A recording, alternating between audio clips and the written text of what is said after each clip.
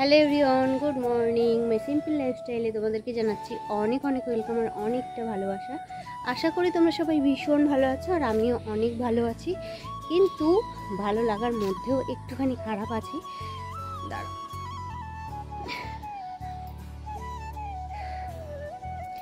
এই দেখো, খারাপটা হলো এই যে আমার হাতের অবস্থা দেখতে পাচ্ছ। কালকে না কিছু একটা কামড়েছিল, বুঝলে তো। কি কামড়েছিল মানে পিঁপড়ের মতো, অথচ পিঁপড়ে না, মানে কি যেন কেমন একটা দেখতে, ঠিক আছে।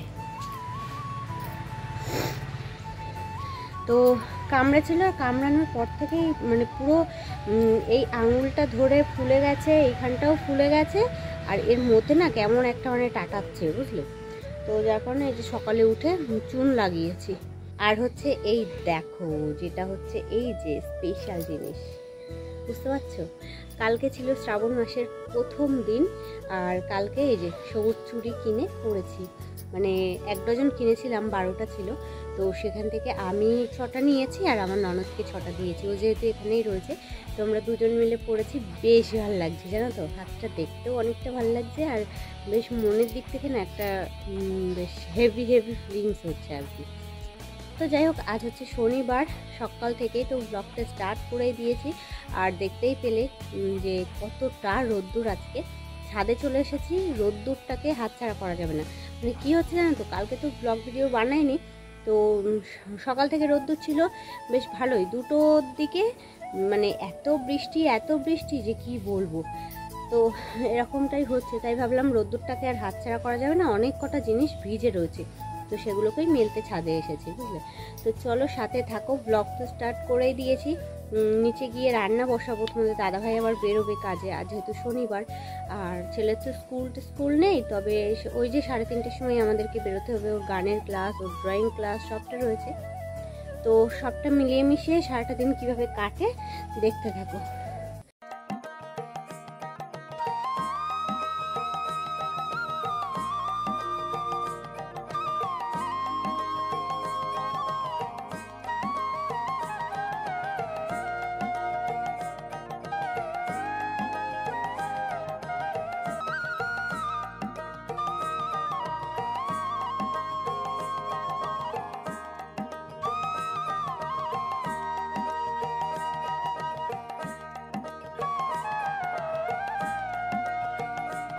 তো এই দেখো আমার সেই লজ্জাবতী গাছটার কি অবস্থা, এই দেখো, এই দেখো কি দারুণ যে লাগে, আমার কি বলবো। তোমাদের কার কার ভাল লাগে অবশ্যই কমেন্টে জানিও তো। আর হ্যাঁ, এই যে সবুজ চুড়ি আমি তো পরেই নিয়েছি কালকে, আর তোমরা কে কে পরেছো আর কে কে এখনো পর্যন্ত পরোনি অবশ্যই কমেন্টে জানিও, ঠিক আছে। আর আমি কিন্তু এবছর প্রথম পড়লাম, আমি আগেও দেখেছি, খালি ফোনে দেখি, ভিডিওতে দেখি, কিন্তু কোনোবার পড়া হয়নি। তবে এবছরই ফার্স্ট টাইম নিয়ে আসলাম, যেহেতু আমার ননদ রয়েছে, তো ও পড়েছে আর আমিও পড়েছি, ওকে দিয়েছি, দুজন মিলে পড়েছি। অবশ্যই কমেন্টে জানিও কে কে পড়েছো। সকালবেলা উঠে বাইরের কিছু বাসি কাজকর্ম সেরে বাসি ড্রেসটা চেঞ্জ করে নিয়েছিলাম, আর তারপর রোদ্দুরটাকে হাতছাড়া না করার জন্যই ভিজে জামা কাপড় নিয়ে ছাদে চলে গেছিলাম। ছাদে মেলে দিয়ে ঘরে চলে এসেছি ঘরের কাজবাজ করতে। প্রথমেই চলে গেছিলাম রান্নাঘরে ভাত বসাবো বলে, কিন্তু হাঁড়িতে দেখি কিছুটা ভাত রয়েছে, রাত্রে যেহেতু আমি রান্না করেছিলাম, তো সেই ভাত কিছুটা রয়েছে, যে কটা রয়েছে তোমাদের দাদা ভাইয়ের ভালো মতো হয়ে যাবে, তো সেই কারণে আমি এই যে ঘরের কাজকর্মে হাত দিয়ে দিয়েছি। রান্নাবান্নার দিকে এখন গেলাম না, ভাবলাম বাসি কাজকর্ম সেরে নিই, তারপরে রান্নাবান্নার দিকে যাব। আর এদিকে বাড়িতে জানো তো আলুও ছিল না, আলুও বাড়ন্ত হয়ে গেছিলো। এদিকে সবজি কাকাও আসছে না, সবজি কাকার জন্য ওয়েট করে করে তারপরে না পেরে লাস্টে কি করেছি জানো, চলো ব্লগটা দেখতে থাকো, অবশ্যই জানতে পারবে। আমি আমার বাসি কাজকর্মগুলো সেরে নিই।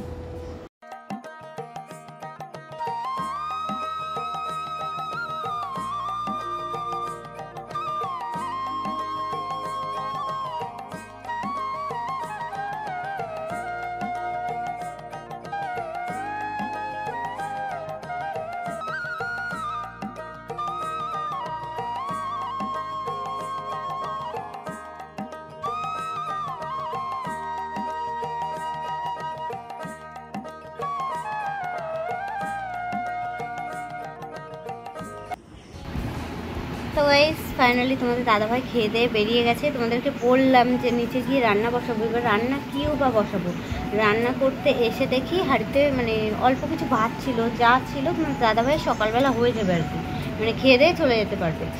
তো হচ্ছে তোমাদের দাদাভাইকে ওই ভাত কটা দিলাম আর কি। এদিকে বাড়িতে আলু ঠালু কিচ্ছু নেই বুঝলে, আর সবজি কাকাও আসেনি সকাল দিয়ে। তো তারপরে কি করব ভাবতে ভাবতে আমি ভাবলাম তাহলে একটা ডিম নিয়ে আসি, ডাল সিদ্ধ করি আর ডিম ভাজা করে দিই, তাহলে হয়ে যাবে ভাত দিয়ে। তারপরে ভাবলাম যে না থাক, এত দূর যাবে, ডিম খেলে যদি আবার অ্যালার্জি ওঠে। তোমাদের দাদাভাইয়ের আবার অ্যালার্জির সমস্যা আছে। তো তারপরে হচ্ছে মামিদের বাড়ি দিয়ে তরকারি নিয়ে আসলাম। মামি রান্না হয়ে গেছে, তো ওদের দিয়ে একটু তরকারি এনে ওকে দিলাম, ও সেই ভাত কটা দিয়ে খেয়ে গেছে। আজকে আর টিফিন নেয়নি। তো এই সবেমাত্র গেল। আমি এবার আমার প্রচুর কাজ রয়েছে, ওকে গান করতে বসাবো, গান হয়ে গেলে ওর আঁকা কমপ্লিট করবে। আর আমি এদিকে রয়েছে তোমার জামাকাপড় কাচবো, অনেক কটা কাজ রয়েছে বুঝলে। তারপর ফুল গাছ ঝুড়ে দিলাম, ফুল গাছ সাদা ফুল গাছে পুরো পোকা হয়ে যাচ্ছিলো, মানে পাতার মধ্যে না পুরো পোকা হয়ে যাচ্ছিলো। তো তাই জন্য গাছের ডাল পালা সব কেটে পুরো গাছটাকে মুড়ো করে দিয়েছি। আবার নতুন পাতা ছাড়বে, তাহলে আরও কী হবে, আরও বেশি ফুল ফুটবে। ওরকম প্রত্যেক বছর গাছ ঝুড়তে হয় জানো তো, তাহলে গাছটাও ভালো থাকে আর প্রচুর ফুল ফোটে। তো গাছটাকে জুড়ে যেসব ডালপালা বেরিয়েছে সেই সব ডালপালা এখানে ওখানে সেখানে মানে চারিদিকে পুঁতে দিয়েছি।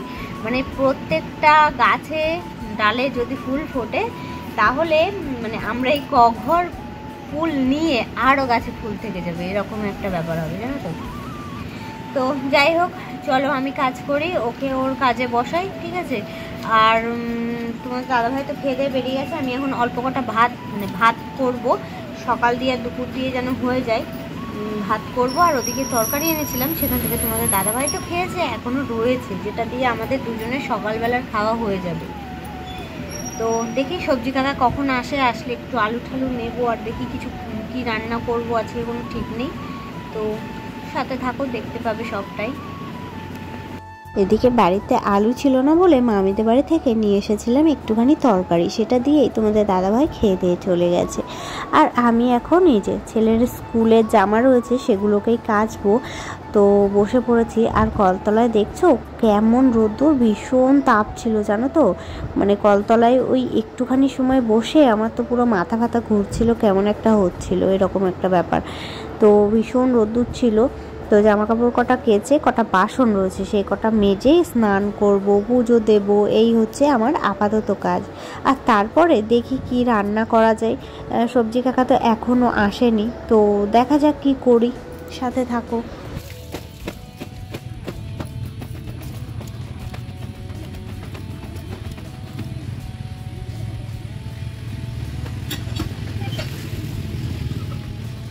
এইখানে দেখো এই যে তুলসী মন্দিরের পাশেই একটা সাদা ফুল গাছ ছিল, সেই গাছটাকেই ঝুড়ে দিয়েছে তোমাদের দাদাভাই। আসলে কি বলো তো, ওই গাছটায় প্রচুর পরিমাণে পাতার মধ্যে পোকা হচ্ছিল, তো যার কারণে আমি বলেছিলাম ঝুড়ে দিতে। আর এই সময়টা না গাছে প্রচুর পরিমাণে পোকা হয় আর ফুলও তেমন একটা হয় না, তো তার জন্য বললাম গাছটাকে ঝুড়ে দিতে, যাতে করে আবার নতুন সব পাতা গজায়। কেমন রোদ্দুর ছিল আর হঠাৎ করে কেমন অন্ধকার করে আসলো চারিদিক, তাই তাড়াতাড়ি করে আমি ছাদে চলে এসেছি। অবশ্য বৃষ্টির ফোঁটা পড়ছে না, তাই যে জামাকাপড় কটা ভিজেছিল সেই জামাকাপড় কটা ছাদে রাখাই রয়েছে, আর যে কটা শুকিয়ে গেছিল সে কটাকে আমি তুলে নিলাম। যেহেতু অনেক কটা জামাকাপড় আমার মেলা ছিল ছাদে, তাই শুকনোগুলোকে তুলে নিলাম আর ভিজেগুলো এখনও ছাদের মাথায় ওইভাবে রেখে দিয়েছি যাতে করে শুকিয়ে যায়। তো বন্ধুরা ফাইনালি স্নান টান সব কমপ্লিট, যা কাজ ছিল সব করে তারপরে স্নান করে নিয়েছি। আর এই দেখো পুজোও দেওয়া হয়ে গেছে, পুজো দিয়ে নিয়েছি। আর এখন আমি রান্না বসিয়েছি। রান্না বলতে কালকে রাত্রেবেলার ডাল করেছিলাম সিদ্ধ, তো সেটা রয়েছে বুঝলে। তো এই দেখো এটাকে আবারও করলাম, বসিয়েছি, ঠিক আছে। আর হচ্ছে ভাবছি একটু আলু ভাজা করবো, ডাল সিদ্ধ আলু ভাজা, এটা দিয়ে দুপুরে মোটামুটি চলে যাবে।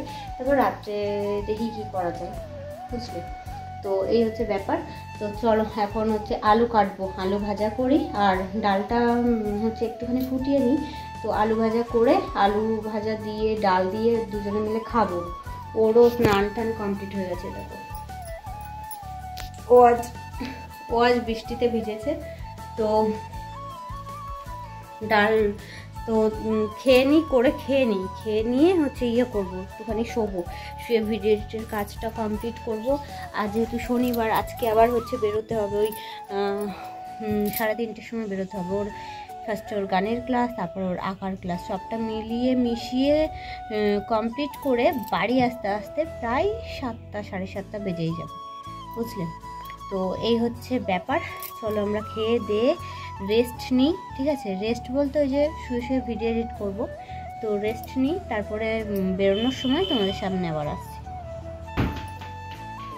তো গাইস এখন সময় হচ্ছে 3:30, আর আমরা এই যে রেডি হয়ে বেরিয়েছি। ও তো গেল সাইকেল বের করতে, আর আমি এদিকে জল ভরে নিলাম।